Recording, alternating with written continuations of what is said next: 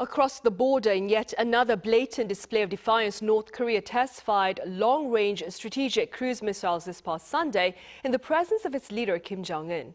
Our foreign affairs correspondent Oh Soo-young follows this latest development. North Korea carried out a long-range strategic cruise missile launch drill over the West Sea, marking its second missile provocation in less than a week, with leader Kim Jong-un observing. The North state-run Korean Central News Agency says Sunday's launch involved flying long-range strategic cruise missiles over the West Sea airspace for about 2 hours and 50 minutes before their targets were hit. KCNA said the drill was intended to check the counterstrike readiness and combat capability of the North strategic weapons. Kim Jong-un, who watched the drill on site, reportedly conveyed dissatisfaction. He said regularly checking the reliability and responsiveness of nuclear forces and continuing to demonstrate the power is an exercise of self-defense. He added that the regime would continue to focus all efforts on strengthening its nuclear combat capabilities. South Korea's military said it had indeed detected several missiles launched from the North Sunan area in Pyongyang at around 8 a.m. on Sunday, adding that North Korea could carry out additional missile tests around the year-end period.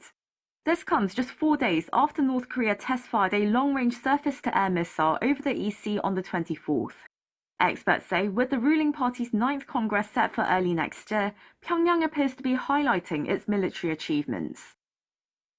During the 8th Party Congress, North Korea has introduced 2 development plans. One of them is the 5-year plan for the defense development, and especially they emphasize 5 strategic weapons. So this long-range cruise missile is one of the 5 strategic weapons. It also looks like an external message as speculations continue over whether Kim could meet with US President Donald Trump to resume their face-to-face diplomacy, which broke down in 2019. Of course, this is also a message to the United States, and this so-called strategic missile means that it can have this nuclear warhead.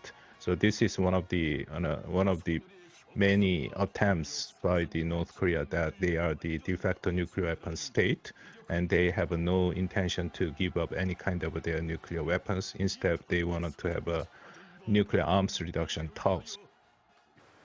Seoul officials are hoping for a window for dialogue with North Korea early next year, especially around the time when President Trump is expected to visit Beijing in April. Oh Soo-young, Arirang News.